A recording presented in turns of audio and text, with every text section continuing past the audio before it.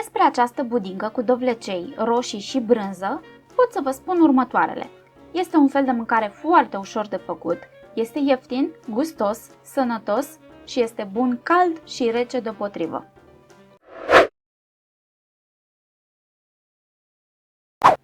Ingrediente: câteva felii de pâine, 2 dovlecei medii, adică 500 de grame, 2 roșii potrivite, 3-4 ouă, puțin lapte, 2-3 căței de usturoi,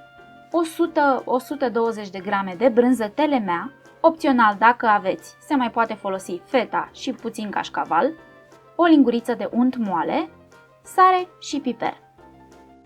Mai întâi ungem o tavă cu un strat subțire de unt moale. Tava mea are 21 pe 14 cm și scoatem de aici 3-4 porții. Tăiem coaja de la câteva felii de pâine și tapetăm baza tăvii cu ele.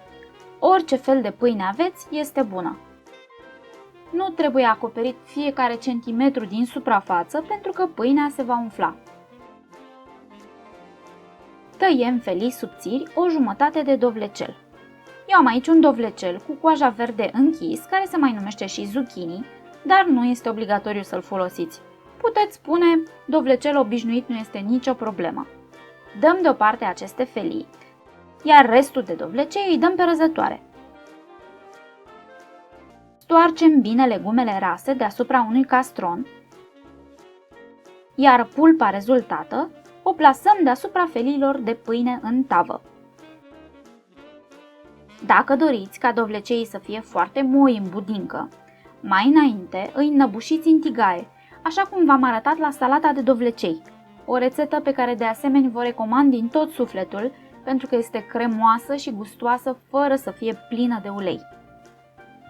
Dacă vă plac legumele puțin mai ferme, îi lăsați așa. După ce am terminat, condimentăm cu sare și piper.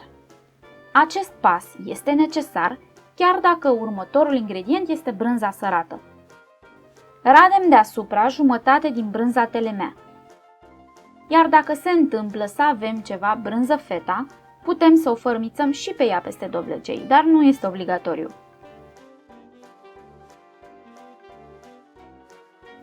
Tăiem felii 2 roșii coapte.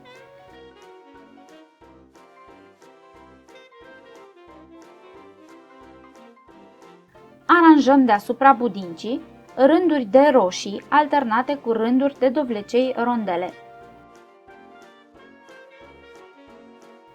Radem un nou strat de brânză, iar la sfârșit puteți rade și puțin cașcaval pentru o gratinare mai frumoasă, dar iarăși nu este obligatoriu. Într-un castronel spargem 3 ouă sau poate chiar 4 dacă sunt mai mici. Adăugăm usturoiul dat prin presă și puțin piper.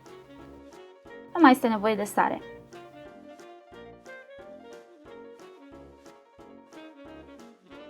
Ca să facem amestecul mai fluid, putem folosi și o lingură de lapte.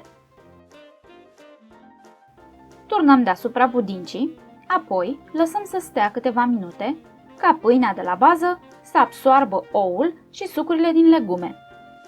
Aceasta ne dă un regaz perfect să preîncălzim cuptorul la 180 de grade Celsius. Eu am ales pentru coacere un program care nu dă căldură de sus. Apoi dăm la cuptor până se rumenește frumos, ceea ce la mine a durat aproximativ 30 de minute. La sfârșit veți obține așa ceva, o minunăție apetisantă.